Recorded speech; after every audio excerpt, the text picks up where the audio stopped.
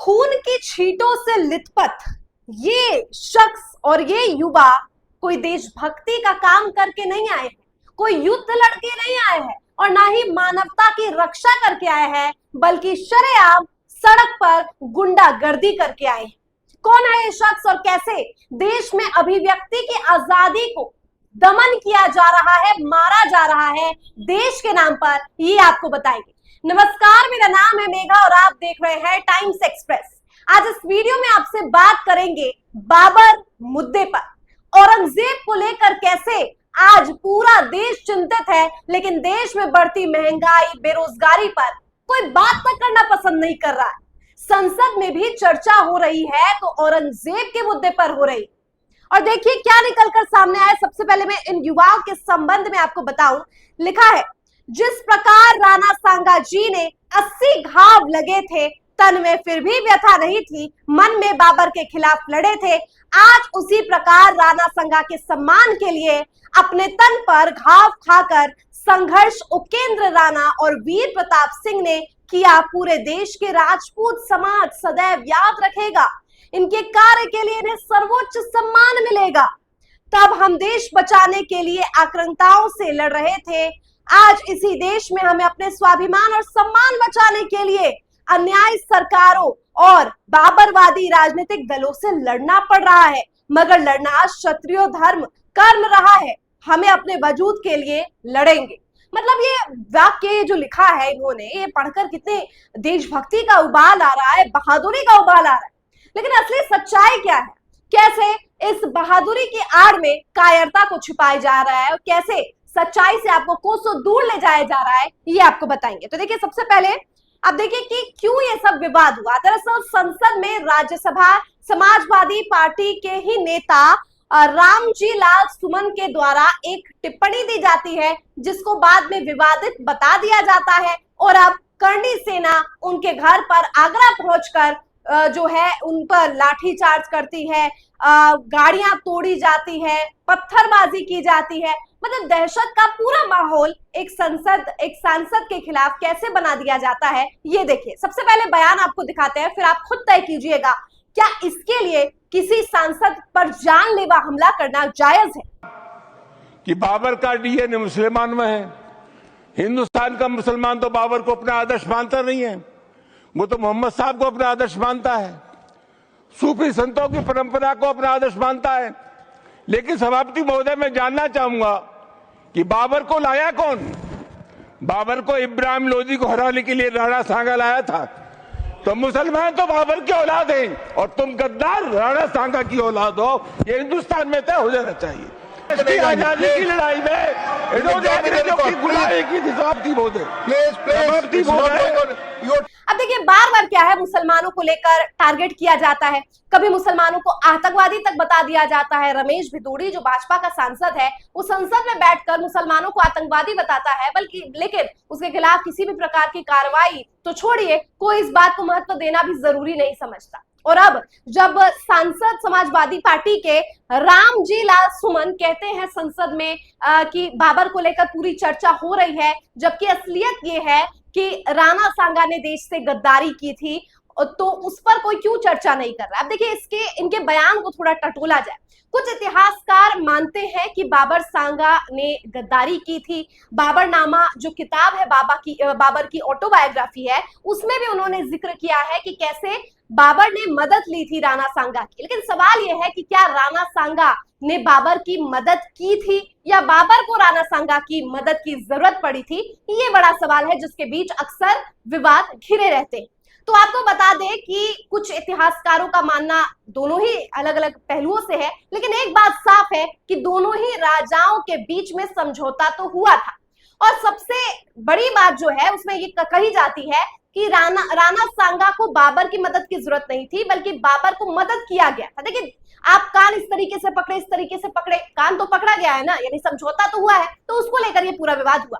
अब हम इसकी जड़ पे नहीं जा रहे हैं, क्योंकि बहुत से लोग यहाँ पर जो है क्रिटिसाइज कर सकते हैं, अपने पॉइंट लेकर आ सकते हैं, लेकिन यहाँ पर हमारी जरूरी है समझना कि देश में अभिव्यक्ति की आजादी को कैसे मारा जा रहा है।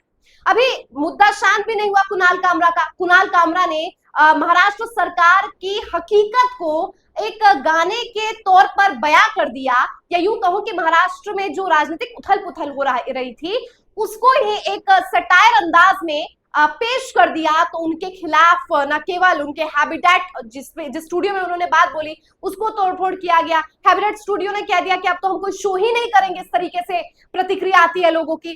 तो सोचिए, उन्हें जान से मारने की धमकी दी जा रही है, देश निकाला की धमकी दी जा रही है। और इससे पहले देखिए नागपुर का हिंसा हुआ, जिसमें नागपुर में कहा जा रहा था कि जिस प्रकार का माहौल बनाया गया है, हिंदू मुसलमान दोनों समुदाय, कहा गया कि कपड़े पर कलमा लिखा उसे हिंदुओं ने जलाया, फिर मुसलमान उग्र हुए, हिंदू उग्र हुए, तमाम चीजें चल रही है। मतलब सांप्रदायिक हिंसा जो है, एक बातों को लेकर, अभिव्यक्ति की आजादी को लेकर, अभी इंडिया गोट लेटेंट को लेकर एक टिप्पणी कर दी गई, उसे लेकर पूरा जो है देशद्रोही और इंसान विरोधी, मानवता विरोधी बताकर जो है करार दिया कि देश में कोई अपनी बात तक रखने की जो है जरूरत नहीं कर सकता। देखिए सबसे बड़ी बात इसको लेकर अभी खबर निकल कर आ रही है कि सपा सांसद के घर बुलडोजर लेकर हमला करने पहुंची करनी सेना, तोड़फोड़ की।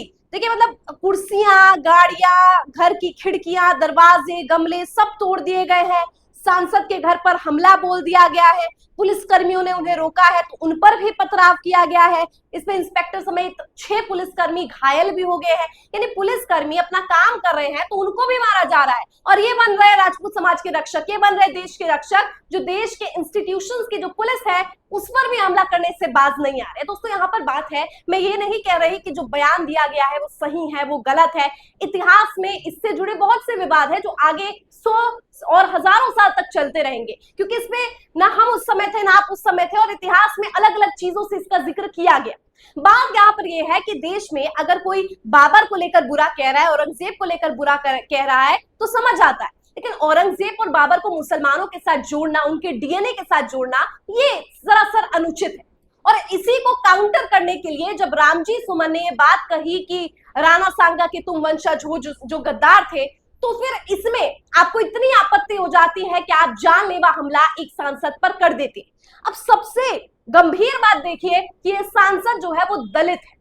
अगर यही बात किसी कांग्रेस के, समाजवादी पार्टी के नेता जो जनरल कास्ट से आते हैं उन्होंने बोला होता तो शायद इतनी बड़े स्केल पर ये चीजें नहीं की जाती। क्योंकि वो सांसद दलित है इसीलिए उनकी जात को मद्देनजर रखते हुए सोशल मीडिया पर उन्हें गाली दी जा रही है, गाली गलौज हो रही है, अपमान किया जा रहा है।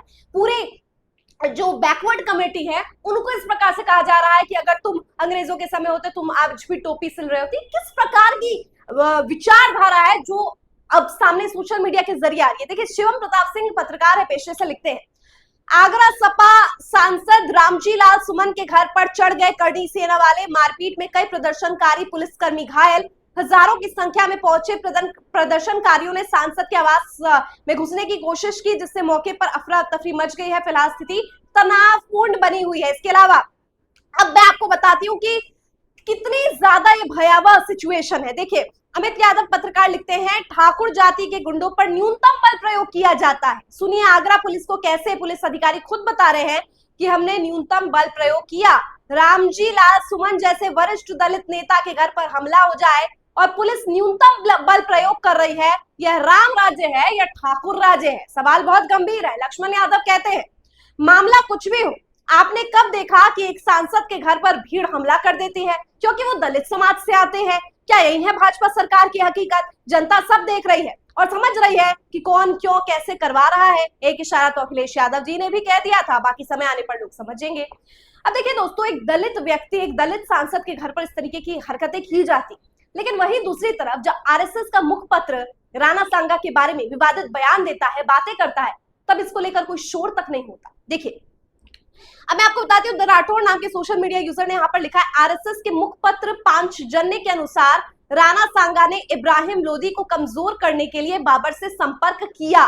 क्या राजपूतों ने कभी इन जाहिल संघियों का विरोध किया? देखिए आप मुखपत्र पांचजन्य है, इसमें लिखा है समाजवादी पार्टी के सांसद रामजी लाल सुमन का दावा कि राणा सांगा ने बाबर को भारत बुलाया आधा अधूरा सच है। हकीकत यह है कि राणा सांगा ने दिल्ली सल्तनत के शासक इब्राहिम खान लोदी को कमजोर करने के लिए बाबर से संपर्क किया था, लेकिन अब बाबर भारत में अपनी सत्ता जमाने की कोशिश की तो उन्होंने विरोध किया। तो यहाँ पे साफ तौर पर कहा गया है कि संपर्क किया गया। अब ये संपर्क हुआ, समझौता हुआ, किसने किसकी मदद ली, किसने किसको मदद की, ये अलग बात है, लेकिन जब समझौता किया गया है और ये बात कही जा रही है, तो फिर ऐसा विरोध आपत्तिजनक जो आप सिचुएशन दिखा रहे हैं केवल रामजी लाल सुमन के घर पर क्यों दिखाया जा रहा है? क्या वही करणी सेना ये मुखपत्र, आरएसएस के मुखपत्र ने बात कही है तो उनके खिलाफ भी ये बातें बोलने वाली है? नहीं बोल रही। क्यों? ये सबसे बड़ा सवाल।